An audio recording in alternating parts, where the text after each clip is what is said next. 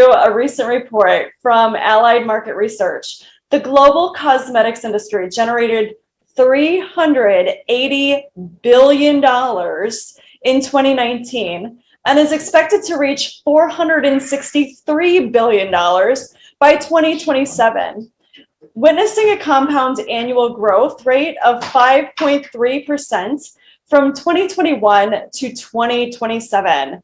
Whoa, holy growth, Batman. In a crowded industry dominated by a few global players, twin sisters Helena and Feven are making serious strides in the cosmetics industry. They even landed on Oprah's Favorite Things 2020 list. How amazing is that? This conversation is moderated by digital creative and actress Brittany Caswell. Welcome to the stage, Helena and Feven.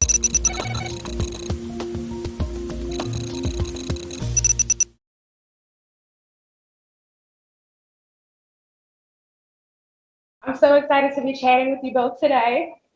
Thank you. Thank you. So to begin, if you could introduce yourselves by telling us a little bit about yourselves individually and a little bit about 241 Cosmetics. Okay, so we have a tendency to speak over each other. So I'll start with saying I'm Feven. And I'm Helena, and we're the co-founders of 241 Cosmetics. I just want to say thank you so much for hosting this event and extending this opportunity to us and our company. We like to start with the name 241. So Feven, you could take it away. Well, we do like to start with the name, but I also want to start with the story. So we're twin sisters. We were born in a refugee camp in Gibra, Sudan, but we're Eritrean. So our parents actually walked from Eritrea to Sudan to seek refuge. And I was born first, so I'm 15 minutes older, and then Helena entered the world. And my mother had no idea she was having twins. But I only bring this story up because the name 241 is kind of a play on words. So growing up as twins, and Rochester, New York, by the way, really, and Helena always talks about, weather shock. We talk about culture shock, but let's talk, weather shock is a different topic. So we were basically granted political asylum. And so we moved to Rochester, New York. And it was just like this weird joke when people would see twins and they would always ask the question, are you guys 241? But 4 is spelled F-O-R, right? It's not the number 4. And our father, who is our hero, really reinforced and instilled this level of confidence within us. And he thought, well, they're not 241. There's no discount on their self-worth, but they are twins. And our mother did have one pregnancy, and she gave birth to Feven and Helena. So Helena, you want to? Oh. Do you want me to piggyback on that, or do you want to just get to the second question? We'll just piggyback on that, I guess, right? Okay, because I don't want to be too long-winded, and I want to also stay on track. But so the inspiration became, as you were just explaining the numbers in the beauty space, Feven and I found that beauty was a great way to really connect with women. And the people that were making decisions about the beauty products were not really people of our pigment. So we thought, why not we, get in the driver's seat and be CEOs and founders of a beauty brand because we know our skin and we know other women's skin really well. And that was essentially why, that was like the drive to really become founders of a beauty brand. It was essentially saying, hey, we can do this too. And we want representation matters. It matters not only with your dollars, but who are the people making those decisions? Yeah. So what inspired you most or led you to begin to start your makeup company? What inspired us most to really create this company was, we loved makeup when we were younger. It was our way to connect with the women in the neighborhood that we grew up in. So when we came to Rochester, New York, it's cold. And it was very different from where we were born and where we're from. And we found that beauty, literally, we're putting on like eyeliner on like the little girls in the neighborhood. It was just our way to connect with the women and be that kind of conduit. That was the vehicle. Makeup was just a vehicle. We call our beauty brand very soul deep, but it was really like, let's just meet friends and connect with them. And we were learning a new language. And it just so happened that beauty was that connection. And also, we have a blog. We were really active in the beginning between 2014 and 2018, and it's called Feven and Helena. And the number one, people would ask questions all the time about what eyeliner are we wearing, what lip gloss, and beauty was, the number one thing that people asked about in home decor. I love that. If you want to build your network in the beauty industry and don't know where to start, where should you start? That's a good question. I would say start with your customer first and really try to build that relationship and understand their needs. And then just from there, do your research and align and do your best to align yourself with a mentor. Helena can talk about Bobbi Brown. And do you remember the NPR podcast that you listened to? That was your way of... It's not NPR, it's how I built this. But I think also curiosity is a great thing. So I would definitely recommend we didn't know anything. And you don't have to know everything to start a business. We're not business majors. We didn't graduate with that degree. I graduated sociology and government, and Feven had a media and communications degree. So what we learned was, like as Feven was saying, like speak to the customer, but just do it. We were learning as we were going. I heard this phrase once, and it says, "Doing is the best form of thinking," and I really believe that. We didn't know things as simple as like, oh, what's a unit carton, or what is the applicator? Where do you purchase that? Where can you get that? Do we have to talk to? Where can we fulfill things? And what is filling mean? So I just think starting where you can start is where you are, and then go forward. Things will open up. The universe is pretty amazing when you're aligned. Oh, I'm sorry. Did you say something else? I said the universe is pretty amazing when you're aligned. That's so true. And I love that you said that, because I feel like a lot of times people, when starting a business, they always feel like they have to know every single thing, and that kind of hinders them from starting and actually putting themselves out there. So I really love that you said that. What have you enjoyed most about growing your brand and your business, and what has been the most difficult? I'm sorry, I missed the first part of your question. I didn't hear that. What have you enjoyed most about growing your brand? I would say I think getting to know our customers through, vehicles like Instagram. We definitely use that platform to connect with them, and just receiving so many DMs. And Helena, we just actually posted, we launched a partnership with Bloomingdale's, which is really exciting. And we just mentioned it, we just launched it yesterday. Okay. Yeah, which is really, really exciting. But I love what Helena was, what she said in her IG post. And I can pull it up, but can you do you remember her saying that about? I love what you wrote too. So I'm like, what are you? It was, beauty for us is a way to connect to women, but also to empower and inspire them. And in our hope, I don't know if you were able to comb through our websites. We were very intentional about naming every single product. And there are nuances throughout the site, and subtle nuances. And it was just us really inspiring them and trying to empower them, and things that I would want to hear if I was looking at a beauty product. So on the surface we're selling you lip gloss, but it's more than a lip gloss, it's a movement. So I think that's been the most exciting part, is creating a movement of women who feel empowered and inspired to be their very best, to show up and do their very best. I just want to piggyback on what Feven just said. I think the most exciting thing is the sense of community that we've created, especially during the pandemic. And when COVID just dominated the world, our sales plummeted, and it's not unique to us. Everybody was suffering during COVID, and we're lucky that we can even share that story with you today. We didn't anticipate that toilet paper and paper towels were going to be our competitor. We actually, when you're like pitching to investors, we actually did, but I'll table that. But we were pitching to people. We had our, competition as like all of these various beauty brands. We didn't, we anticipate COVID. Who did? We didn't anticipate this.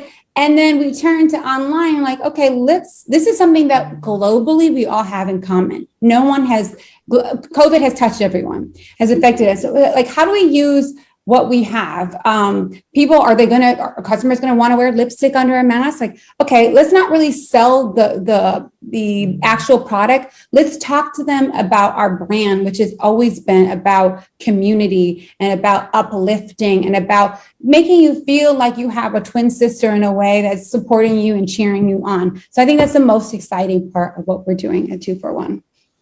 And we did it all online. I love that. Mhm. Okay, so my next question was, what's it like being mentored by the iconic Bobbi Brown, and what's the best advice she's giving you? We thought about that. Feven, you want to lead? Because I liked what you said. You made the connection through Instagram, so you should lead. with that. Oh, so Bobbi is the most accessible entrepreneur I think we've ever met.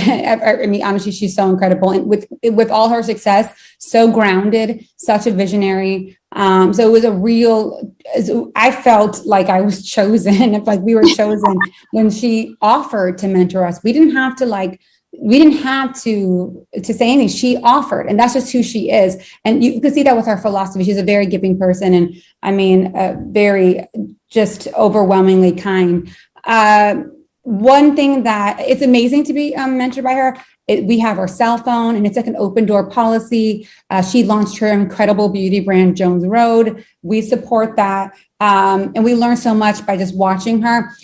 And we also, she's so easy to talk to. So even with our Bloomingdale's launch, we're writing her about her Bergdorf Goodman. When she first launched Bobbi Brown, she launched in a retail store as well. And I would argue that Bloomingdale's and Bergdorf are on par to being one of the most luxurious retailers in all of the world. But it's amazing. And the best advice, Feven, you said it on our walks. I love what you said. She's given us so much advice, but I would just say, do one thing and do it really well. Stay focused. But I don't know if we're going to have a chance to talk about Oprah's favorite things, but when we were launching the holiday collection, which was incredible. We had the amazing opportunity to work with, Adam Glassman and Lizzie and, the OFT team, Oprah's Favorite Things team.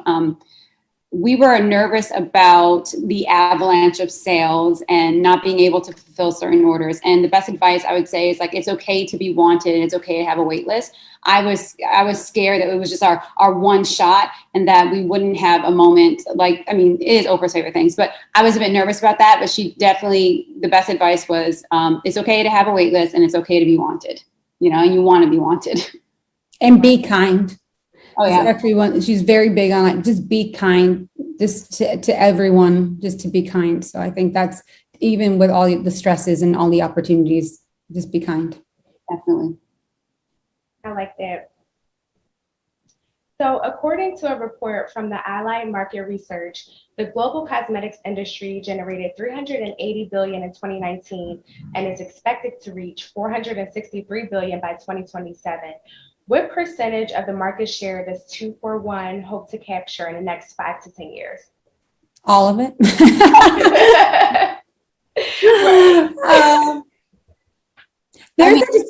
Sorry, go ahead.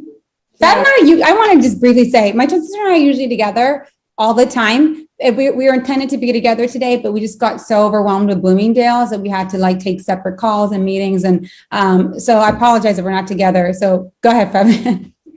I don't know how much of the market share we want to capture as much as possible. Our vision is obviously to stay, the United States, but we're also looking at Africa. There's an untapped market there. And I also want to point out that our brand is more than just selling lip glosses and lipsticks and eyeliner. It's really about instilling confidence and not just selling it. And so, I don't know exactly how much, but Helena, it's true. At the end of the day, Simon says it best. Well, first of all, our beauty products, it comes with our purpose has always been to give back to the continent.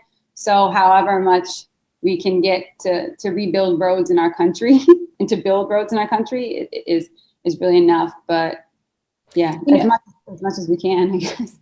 Yeah, just briefly, I'll just add all of it. Why not, right? We have to dream. When we first started, and we're 2 years old. So the first year we launched our business, it was incredible. We got Oprah's favorite things. The second year, we have one of the most incredible retailers just picked us to be a part. Thank you. Second year. So when we did this, Feven and I, you're talking to babies. We're like newborn babies in this thing, but in terms of like where we are in the stage of the company.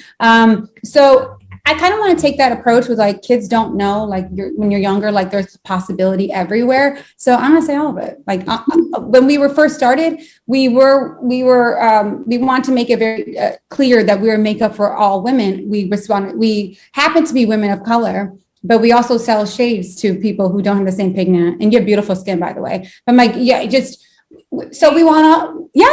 Oh, thank you. So just, but that's the answer, all of it. Why not?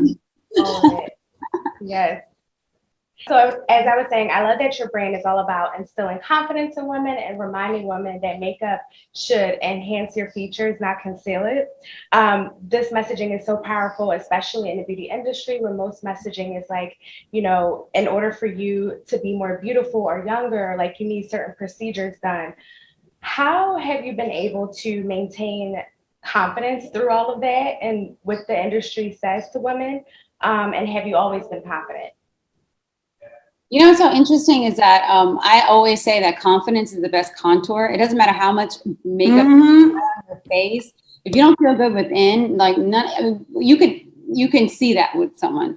I think that, what's so amazing is that I'm so blessed to have my twin sister. I literally have a mirror. She's my twin sister. And it's interesting because we work together, but we don't think necessarily alike all the time. So she'll call me out for if she'll call me out and I'll call her out too. But how we maintain our confidence, to be honest with you, I would say that I'm really proud of my culture, and I'm really proud of, but I really think we get it from our mother. I think our mother, we look at her and she's aging so beautifully and gracefully. And I'll never forget this. I don't know if you know this, but I am the winner of the DVF competition, the woman I wanted to be. And so I'm the winner of the Dion von Furstenberg 500X Fiat. Anyway, I say all this because winning that competition, it was incredible. But I think the most amazing part about that was I was able to create a connection with the icon, DVF. And I was on the phone with her one day, and she gave me a great piece of advice. And she said, she's like, Feven, don't ever do, Botox. And I'm not against those who do it, but for me, I said, okay, I won't do it. And she said, because you never want to erase your story. And she saw lines as your story, as your journey. And that metaphor was so beautiful and never left me. So when I see wrinkles on women's faces, I actually think it's beautiful and it's a part of their story. I'll keep it brief, but and it's so true about the industry, about how it has largely made women feel like you needed something to correct yourself, to make you feel beautiful, right? Or you need this. It's almost an addictive quality. But that's also why Feven and I wanted to become CEOs of our own company and founders, because we can really control the messaging, or we can at least share a message and people can interpret it however they want. But it really is the foundation of it goes beyond just a lipstick or makeup, but maintaining confidence is also what you consume and what you read. So we're paraben free, right? We're no animal testing and all that. That's all great. Clean beauty, which is a new term. So we're very clear about that, but also we also share non-toxic messaging as well, and that's very important. So instead of sending messages of like you need to correct this to be beautiful, we just highlight the great things and qualities about you. Amazing. What advice can you give to women about owning their own confidence in this industry and just life in general? Make your own money. Honestly, some advice I would give is there is something so wonderful when you can earn and you can do that for yourself. and also hire other women too in the process. Bev and I are very clear about the women who actually help us in the process. We're very intentional about hiring women, and also we're very intentional about hiring people of color as well. But being able to earn your own and to demand that is pretty incredible. Yes, it is. I don't think I need to add to that. Yeah, Feven and I talk about this all the time.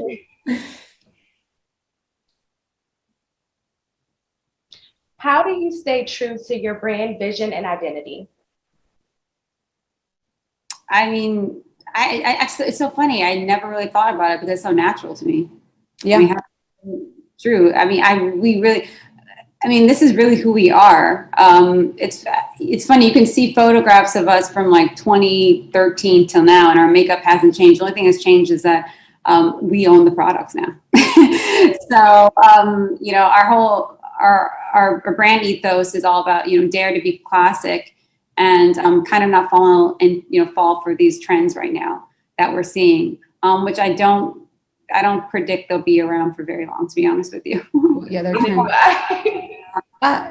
Something that Feven and I actually do is an actual thing is that we do affirmations every night and every morning. And we live separately, but I do it with my amazing fiance. But we have a copper cup, and it's Bobbi actually, we put in Bobbi shared a story of ours in her site, and I actually mentioned it, but it became a ritual where I'll pour water in this copper cup and I'll say these affirmations, and a lot of them are words that happen to be on our website too. So I think subconsciously that helps me or helps us stay true to our brand. And we do wear, the only brand that we do wear is our makeup. I mean, and it just, again, it's the affirmations that we say every night and every morning. We look in the mirror and we say them with real confidence. So I think that actually attributes to us staying on track.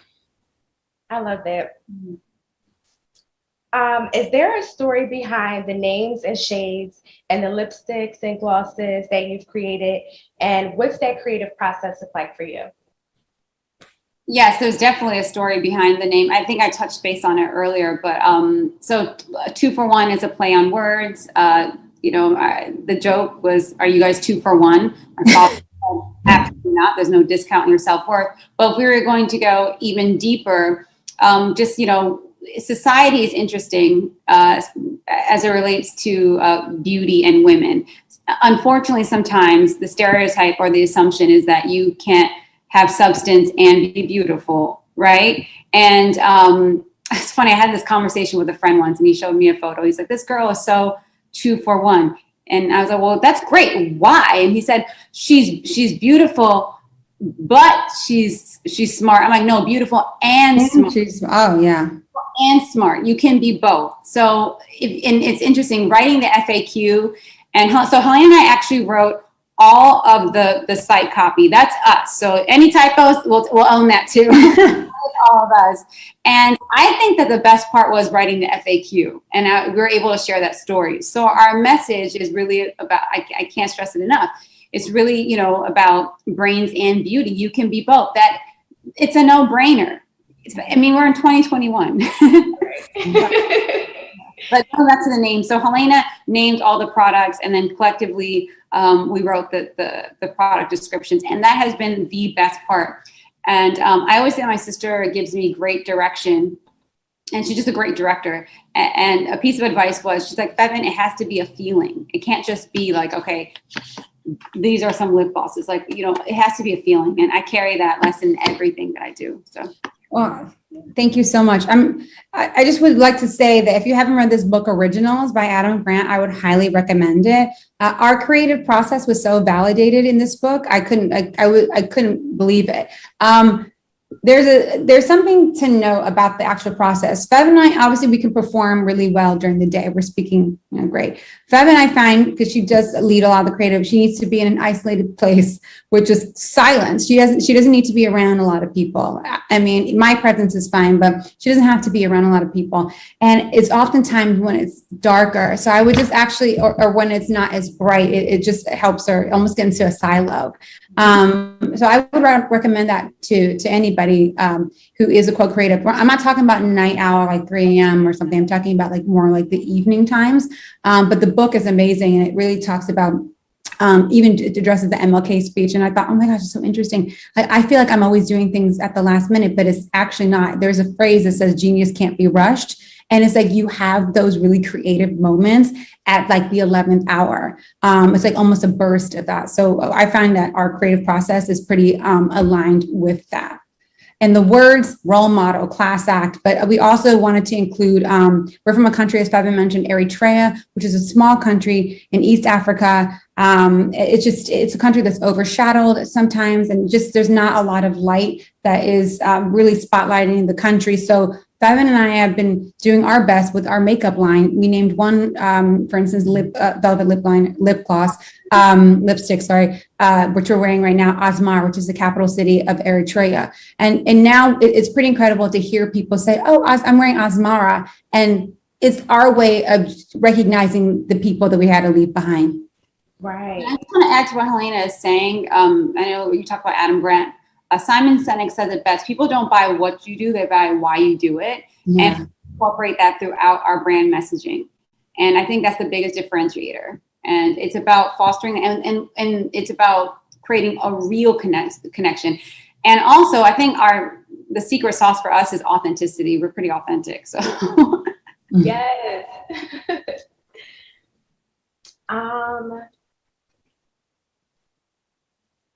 What is next for 2-for-1 Cosmetics? I love that. What is next for 2-for-1? Great questions, by the way. Yeah. I know we were saying that these are amazing questions, and we were thinking that too.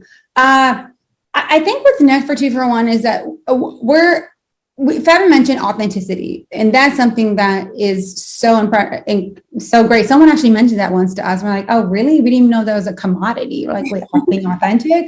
But in terms of what's next, Feven mentioned earlier that we do want to head to Africa. I mean, we're from Eritrea, but we would like to start in West Africa first.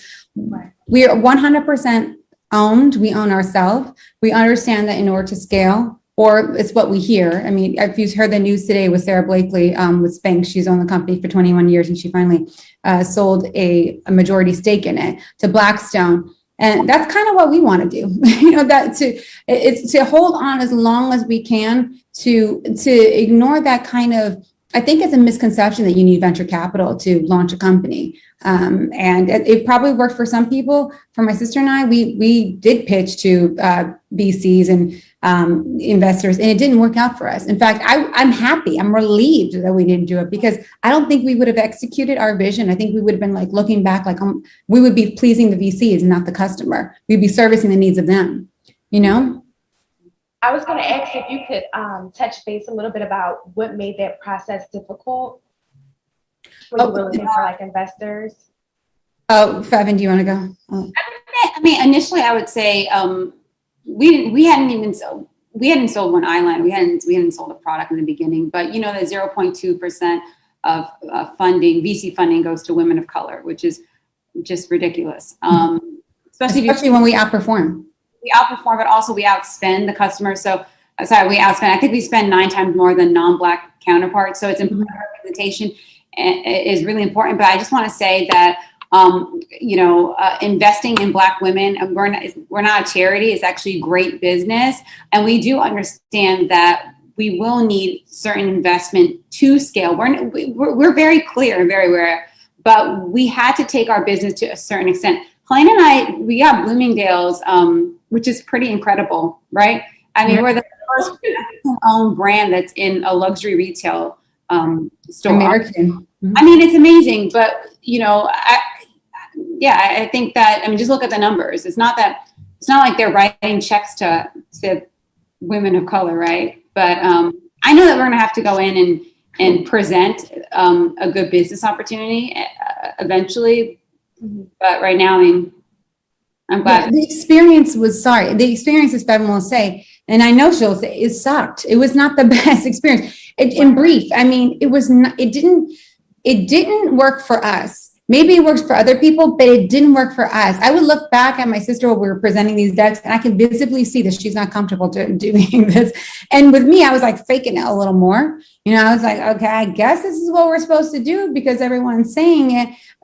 But there's something is there something to note about really listening to your gut, which is your second brain. And once we listen to that and we silence everything else, I am telling you, miracles are norm when you are aligned, because things are happening that I couldn't tell you that we are going to be on Oprah's favorite things. When we say what's next for TikTok, I'm like, I don't know. It's been pretty great so far. It's like, I don't know, Michelle Obama's going to wear our products. Like that would be great. There's so much possibility. And I want to just also note that it's not that easy. It comes down to endurance. And we're runners. We're avid runners, my sister and I. And I have to say, there's some nights I'm so grateful for my sister. I get to do this with my twin sister. Like that is just in itself the best. And we can talk to each other in ways that I don't know if other business people can talk to their business partners. So it's in the next, I hope to continue. I know we will continue this journey together. We will grow. We'll hire more women. We want to hire friends too that we know are super talented. So, and also, I also want to add to Helena's point. You have to be comfortable with being uncomfortable sometimes, and that's true. Like there's a certain mental tenacity that you need to be an entrepreneur, and Helena called it delayed gratification. It's true. So, thank you for answering that. What do you know now that you wish you had known earlier? No one knows what they're doing to a certain extent. There's no on the job training for, so you kind of learn as you go. I think I'll speak for myself. I put a lot of pressure on myself. I felt like I had to know all the answers, but no one knows what they're doing to a certain extent. And I wish I had known that earlier. I think Feven and I are a little naive, which I think was great.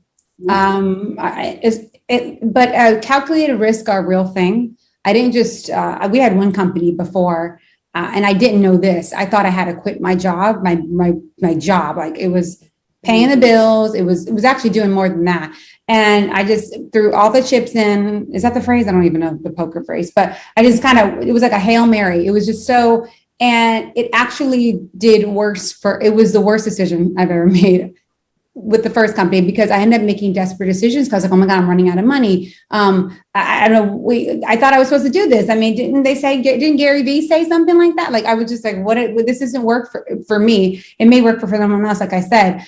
So I thought I had to quit my job and give up my savings, cushions, all that stuff, my 401k, my health insurance, and ended up really making not the best decisions. We had to dissolve that company, not because I was struggling in a way, but the idea wasn't well done. But what I did, I learned from that. And I said, okay, let's pull our money together. Let's be smart about this. And so my second time around, when with 241, I launched it while I still had a job.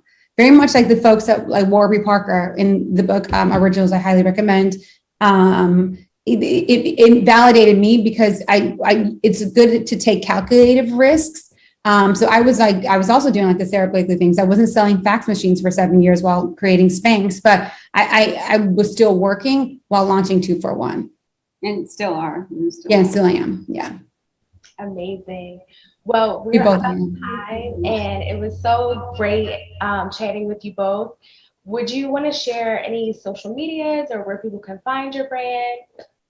Oh yeah, you can find us at Bloomingdale's, which is so cool. So cool. At 241 Cosmetics, literally like the number 241. It's pretty easy. And then at The Real Feven and at The Real Helena. Please email. Our email is hey@241cosmetics. So if you want to say hello, we can continue the conversation further. We'll happily take an email, a call. And thank you everyone for your time. Thank you. Thank you. Bye.